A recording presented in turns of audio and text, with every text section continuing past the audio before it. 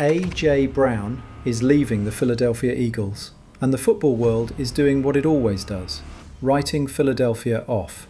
Without their best receiver, the narrative says the Eagles' offense collapses. Jalen Hurts regresses. The window that produced a Super Bowl in February 2025 closes for good. Here's the problem with that narrative. It ignores everything that actually makes the Eagles dangerous. The Eagles are not better without A.J. Brown the player, but they may be significantly better without A.J. Brown the contract. And in the NFL, those are two completely different things. Let me show you what the numbers say. Before we talk about what Philadelphia loses, let's talk about what actually built this franchise into a Super Bowl winner. The Eagles won Super Bowl 59 in February 2025, a 42-22 destruction of the Kansas City Chiefs. Jalen Hurts threw for 221 yards, 2 touchdowns, rushed for 72 yards and a score, and took home Super Bowl MVP. We covered the Eagles earlier on this channel, when the consensus was writing them off then too. The data told a different story. It's doing the same thing now. Here's what actually won the Super Bowl: the defense. Philadelphia's pass defense allowed the fewest yards of any team in the NFL over the 2024 and 2025 seasons combined. Just 36 passing touchdowns allowed in that 2-year stretch, first in the entire NFL. Cooper DeJean and Quinyon Mitchell at cornerback, Jalen Carter dominating the interior defensive line. 4 of their 5 Pro Bowlers in the Super Bowl season were on defense. Then there's the offensive line. Lane Johnson and Jordan Mailata, the best tackle duo in football. Landon Dickerson as one of the best guards in the game. The Eagles ranked first in the NFL in offensive line quality. Apply the point differential framework. The Eagles system is designed to control games through the running game, protect leads through the defense, and use the passing game opportunistically. A.J. Brown was the opportunistic passing game. The system that generates and protects the leads remains completely intact. Now here's the part of the story that makes this more interesting. The 2025 Eagles were not the dominant force of 2024. They went 10-7 and lost to the San Francisco 49ers in the wildcard round. A disappointing end for defending champions. And A.J. Brown? He finished with his 6th 1,000-yard season. Impressive on paper, but he posted a career-low 12.9 yards per catch. He publicly complained about his role. He was nearly traded at the deadline.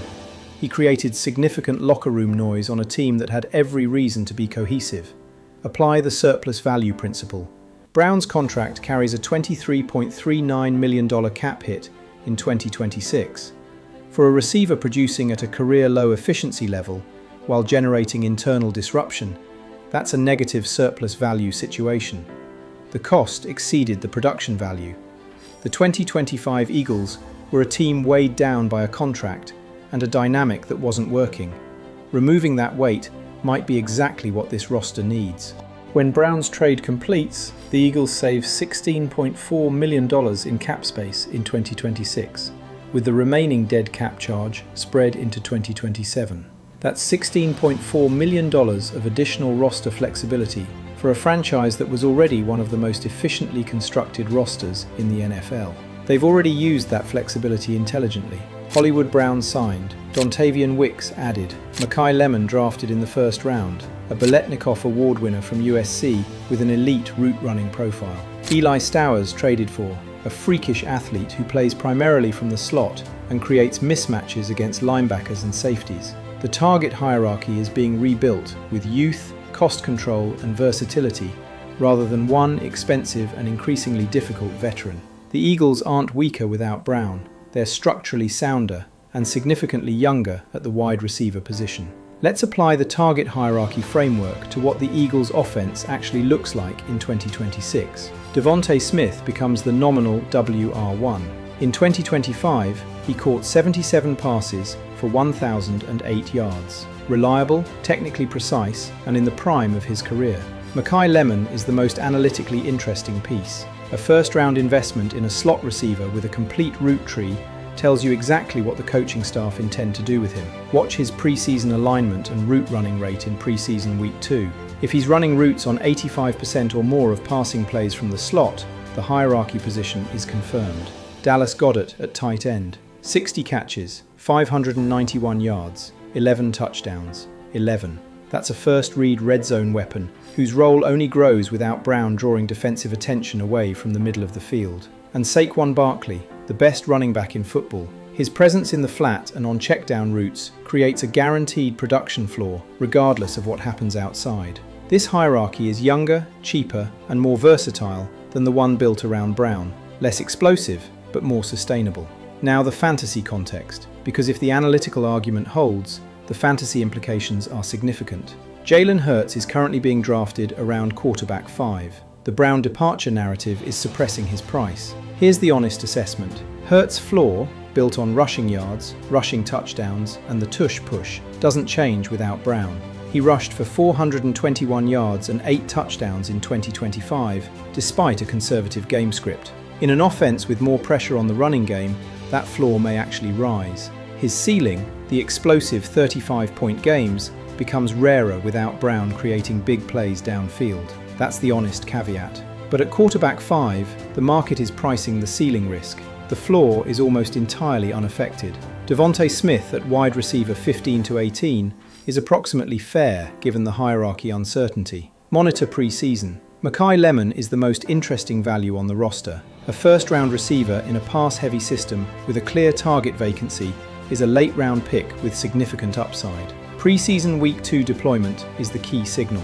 Goedert at tight end 6 to 8 feels slightly underpriced given those 11 touchdowns last season. He's the most reliable red zone option on the roster, and that role only grows without Brown. Barkley at running back 1 to 3 is unaffected, arguably enhanced by a more run-dependent game script. The honest counter-argument. A.J. Brown was one of the most physically dominant receivers in the NFL. His ability to win contested catches, create yards after contact, and draw defensive attention made every other receiver on the roster easier to cover. That is a genuine loss. The deep passing game, the explosive completions that made Hurts' ceiling games possible, becomes harder without a receiver who wins downfield in single coverage. And Makai is a rookie. Wide receivers historically take time to develop chemistry with their quarterback.